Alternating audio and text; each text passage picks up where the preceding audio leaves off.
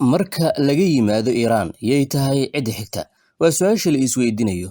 Badankiin waxaa laga yaabaa inaad garanaysaan jawaabta su'aashan, maxaa yeelay dowlado badan ayaa jira oo Israa'iil ay is hayaan. Laakiin Israa'iiliyiintu ma aysan qarinba cidda ay doonayaan inay bartilmaameedka labaad ay ka dhigtaan. Naftali Bani waa ra'iisul wasaarihii hore ee Israa'iil, wuxuu si cad u sheegay in Turkiga ay tahay cidda xigta oo Iiraan kaga daran marka la joogo waqti xaadirkan. Israa'iil waxaa laga yaabaa inay Turkiga u arkaan caqabad xigta, laakiin Israa'iil iyo Maraykanka miyay arrintan ku kala aragti duwan yihiin? Qaar ka mid ah warbaahinta Israa'iil waxay daabacayaan in Turkiga uu kaga daran yahay Iiraan marka la joogo Israa'iil, Maraykankana aragtitaas ka duwan ayuu qabaa. Laakiin marka la eego dagaalka hadda soconaya, sidaas ayaa lagu kala aragti duwanaa, haddana dhiiqada dhexda ayaa laga joogaa. Maxay tahay waxyaabaha Turkiga uu dareensan yahay waqti xaadirkan iyo dhaqaaqa xooggan ee soconaya, macluumaadka sirdoon ee la helayo iyo feejignaanta Turkiga? Warbixinno iyo falanqayn istiraatiiji ah ayaa ka hadlaya suurtagalnimada in gobolka u dhexeeya bariga Turkiga iyo galbeedka Iiraan la doonayo in laga abuuro waxa lagu tilmaamay koox argagixiso ah ama halkaasi in laga dhigo marin ay ku xoogeystaan kooxaha hubeysan. Qaar ka mid ah warbaahinta iyo falanqeeyaasha istiraatiijiyadeed ee Turkiga ayaa si weyn arrinkan u hadalhaya wixii ka dambeeyey markii dagaalka Iiraan uu bilowday. Qorshahan waxaa la sheegay inuu la mid yahay qaabka sidii hore ee waqooyiga Suuriya looga abuuray kooxaha hubeysan, taasi oo qayb ka ahayd qorshaha go'doominta Turkiga, halkaas oo kooxo hubeysan ay ka sameeyeen aag ay ku shaqeeyaan, saameynna ay ku yeeshaan marka laga hadlayo amniga gobolka. Aagga laga hadlayo waa qaar ka mid ah gobollada ku yaala dhanka bari ee dalka Turkiga sida gobolka Hakkani, Ari iyo sidoo kale Iqdir, kuwaas oo si toos ah ugu dhow xadka dalka Iiraan. Dhanka Iiraan marka la joogana waxaa laga walaacsan yahay in isku xirkaas uu ka soo bilowdo galbeedka gobolka Azerbaijan la yiraahdo ee dalka Iiraan iyo bariga gobolkaasi. Gobolkan waa dhul buuraley ah oo sida la sheegay ka tirsan buuraha loo yaqaano Zabroz, taas oo ka dhigaysa meel ay adag tahay in si buuxda loo xakameeyo, suuragalna ay tahay kooxaha hubeysan inay buuraleyda ku dhuntaan, isla markaana mararka qaarkiis ay ku shaqayn karayaan kooxaha hubeysan ee ka gudbaya xuduudaha labada waddan. Qorshahan waxaa la sheegay inuusan ahayn wax hadda soo bilowday sida falanqeeyaasha Turkidu ay qabaan.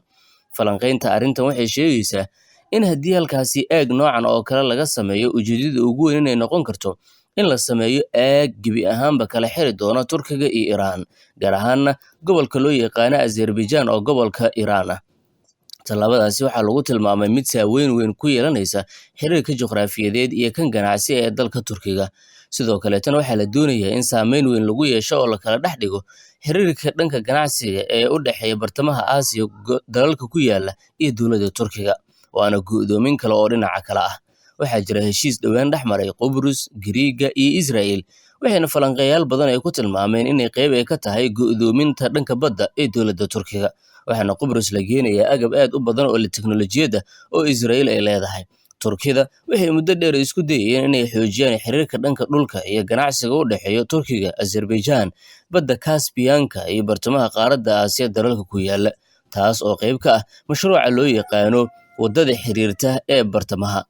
Waa waddo ganacsi oo muhiim u ah Turkiga iyo isku xirka Aasiya iyo qaaradda Yurub. Haddii gobolka u dhexeeya Turkiga iyo Iiraan uu noqdo marka meel ay ka jiraan qalalaaso ama lagu abuuro kooxaha hubeysan, waxaa suuragal ah in xiriirkaasi ganacsi iyo istiraatiijiyaddaasi gebi ahaanba meesha ay ka baxdo oo ay u dhammaato, waxayna dhibaato ku noqon doontaa amniga Turkiga. Warbixinada qaar waxay sheegayaan in haddii xaalad noocan oo kale ay dhacdo, in halkaasi ay ka soo muuqan karaan kooxo hubeysan sida PKK, ISIS iyo kooxo kale oo ka shaqeynaya xuduudaha labada dal. Kooxahan ayaa inta badan ka faa'iideysan karaya dhulka buuraleyda ah iyo xuduudda adag si ay uga howlgalaan meelo badan oo isku dhow. Arrintan waxaa sidoo kale lagu tilmaamay inay khatar istiraatiijiyadeed ay ku noqonayso amniga Turkiga iyo Iiraan labaduba, maadaama xuduudahooda dhanka bari ay noqon karayaan meel ay ka abuurmaan qalalaaso ama dhaqdhaqaaqyo hubeysan. Sidaasi aawadeed, falanqeeyaal badan waxay sheegeen in labada dal ay si dhow ula socdaan xaaladda gobolka, isla markaana ay kordhin karaan iskaashiga dhanka amniga iyo militariga haddii khatar la dareemo oo halkaasi ka imaanayso. Laakiin hadda Iiraan dagaal adag ayay ku jirtaa. Turkiga wuxuu doonayaa inuu iska soo laalaabo oo uu ka dhammaado mashruuca dhanka amniga ee xadka dalka Siiriya.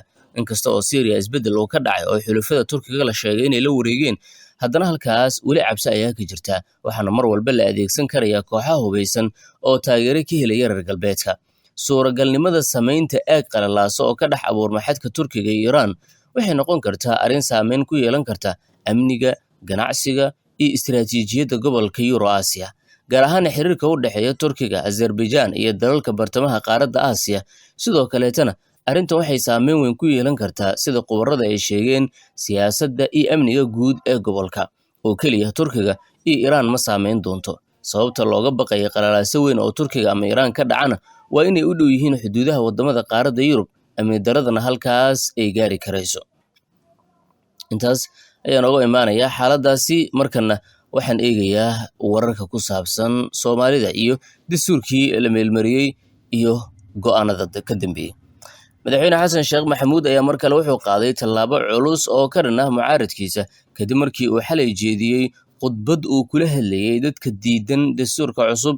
Madaxweynaha ayaana aad iyo aad u weeraray xubnaha siyaasiyiinta ah ee kasoo horjeeda dastuurka, isagoo sheegay in xubnahaasi aanan loo joojin doonin oo markaasi ay yihiin kuwa kasoo horjeeda horu socodka iyo in dalka uu meel weyn markaasi gaaro ama uu higsado. Madaxweyne Xasan Sheekh Maxamuud xalay khudbad ayuu u jeediyey shacabka, wuxuuna muujiyey sida uu ugu faraxsan yahay ansixinta dhamaystirka dastuurka kumeel gaarka, isagoo aad ugu mahadceliyey xildhibaanada labada aqal. Xildhibaanada ayuu sheegay in ay markaasi qabteen shaqo aad iyo aad u ballaaran, waxaana uu ku bogaadiyey tallaabada ay ku ansixiyeen dastuurka, isagoo tilmaamay in ay ahayd maalin taariikhi ah, maalinkii shalay ahaa ee la meelmariyey wax ka beddelkii lagu sameeyey dhammaanba dastuurka oo hadda noqday dastuur markaasi cusub. Madaxweyne Xasan Sheekh Maxamuud ayaa sidoo kale waxa uu tilmaamay in uu casuumayo xildhibaanada, islamarkaana uu doonayo inuu u mahadceliyo si markaasi ay u dareemaan inay qabteen shaqo aad iyo aad u wanaagsan. Dastuurka ayuu sheegay madaxweynuhu inuu soo maray geedi socod dheer oo dib u eegis iyo wax ka beddel ah tan iyo 1960kii. Soomaaliya waxay soo martay weerari marxalado kala duwan oo ku salaysan dastuur iyo nidaam dowladeed. Madaxweyne Xasan Sheekh Maxamuud ayaa sheegay in Jamhuuriyadda Soomaaliya ay muddo 14 sano ay ku shaqaynaysay kumeel gaar, kaasi oo noqday dabar sharciyadeed iyo caqabad weyn oo hor istaagay xaqiijinta xasilooni buuxda oo dalka uu gaaro haddii ay ahaan lahayd dhinacyada siyaasadda, amniga, dhaqaalaha, bulshada iyo xiriirka caalamiga ah. Waxa uuna sheegay in safarkaasi dheer uu ka baxay qaranka, islamarkaana uu waqti xaadirkan iska furay dabarkii kumeel gaarka ee muddada dheer markaasi ku xirnaa. Madaxweyne Xasan Sheekh Maxamuud waxa uu fariin u diray siyaasiyiinta iyo xildhibaanada markaasi diidan dastuurka cusub, isagoo sheegay inay yihiin kuwa aanan markaasi u dhexaynin ummadda Soomaaliyeed. Waxaana uu sheegay in qof gurigiisa iska jiiftay ama aanan markaasi dan ka lahayn arrimahan aanan lagu xiri karin Soomaalida inteeda kale, oo uu sheegay in la doonayo in horay markaasi loo socodsiiyo. Madaxweyne Xasan ayaa u muuqanaya mid markaasi qaadaya tallaabooyin kale oo ka dhan ah siyaasiyiinta mucaaradka ah. Wararku waxay intaasi ku darayaan in madaxweynuhu uu qalinka ku boobsiinayo meelmarinta iyo sidoo kale ansixinta dastuurka cusub oo xildhibaanada iyagu kasoo farxasheen. Madaxweynaha qalinkiisa ayaa dhiman, waxaana suurtagal in saacadaha iyo maalmaha fooda inagu soo hayo in uu madaxweynuhu si rasmi ah qalinka ugu duugo saxiixa dastuurka cusub ee Soomaaliya ay yeelanayso.